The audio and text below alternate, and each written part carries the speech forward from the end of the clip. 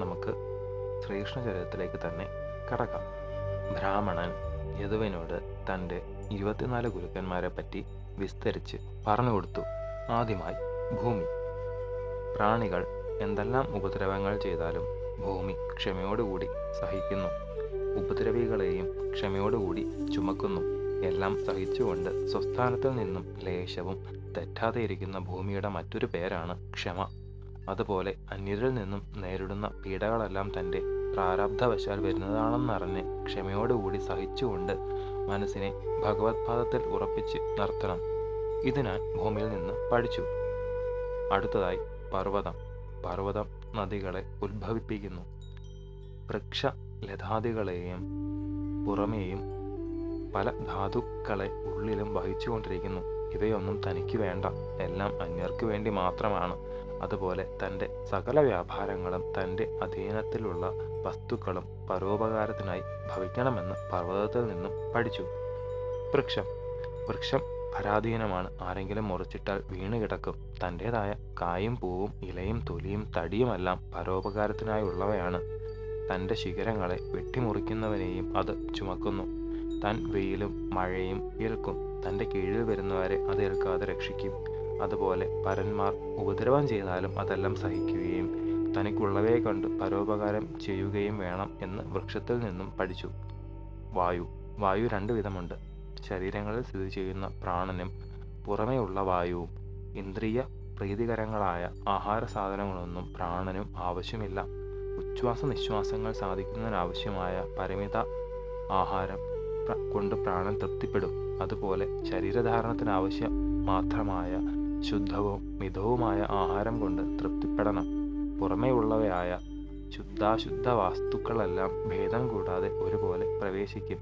എന്നാൽ വസ്തുവിൻ്റെ ശുദ്ധാശുദ്ധികൾ വായുവിനെ ബാധിക്കുന്നില്ല. അതുപോലെ വിഷയങ്ങളെ അനുഭവിച്ചാലും ഇഷ്ടാനിഷ്ട വിചാരം കൂടാതെ അനാസക്തനായിരിക്കണം.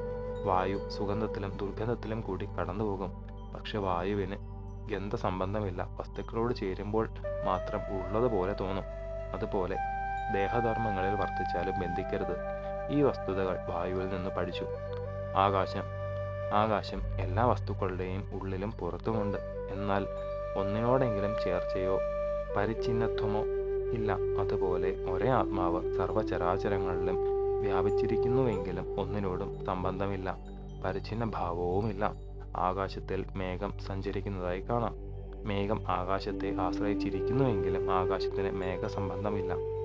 അതുപോലെ ദേഹാദികൾ ആത്മാവിനെ ആശ്രയിച്ചിരിക്കുന്നുവെങ്കിലും ആത്മാവിന് അവയോട് ബന്ധമില്ല. ഇവ ആകാശത്തിൽ നിന്നും പഠിച്ചു. ജലം. സ്വച്ഛത, സ്നിഗ്ധത, മാധുര്യം ഇവ ജലത്തിൻ്റെ സ്വഭാവമാണ്. ജലം വസ്തുക്കളുടെ അശുദ്ധിയെ നീക്കുന്നു.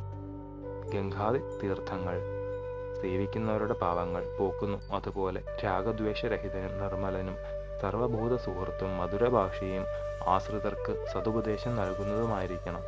ഇത് ജലത്തിൽ നിന്ന് പഠിച്ചു. അഗ്നി. അഗ്നി തേജസ്വിയും തപിക്കുന്നതും ദുർദർശവും തന്നിൽ വരുന്നതിനെയെല്ലാം ഭക്ഷിക്കുന്നതും ആകുന്നു. അതുപോലെ മുനിയും ആത്മതേജസ്വിയും തപസ്വിയും ദുരതിക്രമമായ പ്രഭാവത്തോടു കൂടിയവനും കിട്ടുന്ന ആഹാരം പിന്നേക്കു കരുതാതെ ഭക്ഷിക്കുന്നവനുമായിരിക്കണം. അഗ്നി എല്ലാ ഭൂതങ്ങളിലും ഉണ്ടെങ്കിലും ചിലതിൽ മറഞ്ഞും ചിലതിൽ തെളിഞ്ഞുമിരിക്കും. അതുപോലെ മുനി തൻ്റെ മഹിമയെ ചിലപ്പോൾ മറച്ചു വയ്ക്കും, ചിലപ്പോൾ പ്രകാശിപ്പിക്കും. അഗ്നിക്ക് രൂപമില്ല. ഏതിൽ ജ്വലിക്കുന്നുവോ ആ രൂപമായി കാണപ്പെടും. അതുപോലെ ആത്മാവ് അരൂപനാണ്. ഉപാധി അനുസരിച്ച് നാനാരൂപമായി കാണപ്പെടും. ഇതെല്ലാം അഗ്നിയിൽ നിന്ന് പഠിച്ചു. ചന്ദ്രൻ. ചന്ദ്രൻ എപ്പോഴും ഭൂവൃത്തത്തിൽ തന്നെ ഇരിക്കുന്നു. ക്ഷയിച്ചും വർദ്ധിച്ചും വരുന്നത് കലകളാണ്. അതുകൊണ്ട് ചന്ദ്രൻ്റെ പൂർണ്ണതയ്ക്ക് ഒരു ഹാനിയുമില്ല. അതുപോലെ ആത്മാവ് പൂർണ്ണനാണ്. ജനനം മുതൽ മരണം വരെയുള്ള പ്രത്യക്ഷയങ്ങൾ ദേഹത്തിനാണ്. അവ ആത്മാവിനെ ബാധിക്കുന്നില്ലെന്ന് ചന്ദ്രനിൽ നിന്ന് പഠിച്ചു. സൂര്യൻ. സൂര്യൻ വേനൽക്കാലത്ത് ജലത്തെ ആകർഷിച്ച് വർഷകാലത്തിൽ ഭൂമിക്ക് വിട്ടുകൊടുക്കുന്നു. അങ്ങനെ ചെയ്യുന്നുവെന്നതിൽ സൂര്യൻ അഭിമാനിക്കുന്നില്ല. അതുപോലെ മുനി അഭിമാനം കൂടാതെ വിഷയങ്ങളെ ഭുജിക്കുകയും ഉപദേശം കൊടുക്കുകയും വേണം. സൂര്യൻ ഒന്നേ ഉള്ളൂ, പ്രതിബിംബങ്ങൾ അനേകം കാണുന്നുണ്ട്. അവ വേറെ വേറെ സൂര്യനാണെന്ന് മന്ദവാദികൾ വിചാരിക്കുന്നു. അതുപോലെ എല്ലാ ചരാചരങ്ങളിലും നിറഞ്ഞും ജീവരൂപേണയും സ്ഥിതി ചെയ്യുന്നത് ഏകനായ ആത്മാവാണ്. ഭക്തന്മാർ ശരീരം തോറും ജീവൻ വേറെ വേറെയാണെന്ന് തെറ്റിദ്ധരിക്കുന്നു. ഇത് സൂര്യനിൽ നിന്ന് പഠിച്ചുവെന്ന് പറഞ്ഞു. ശേഷം ചരിതം നമുക്ക് അടുത്ത ഭാഗത്തിലൂടെ കാണാം. ഗുരുപാദങ്ങളിൽ സാഷ്ടാംഗ പ്രണാമത്തോടെ നമസ്കാരം.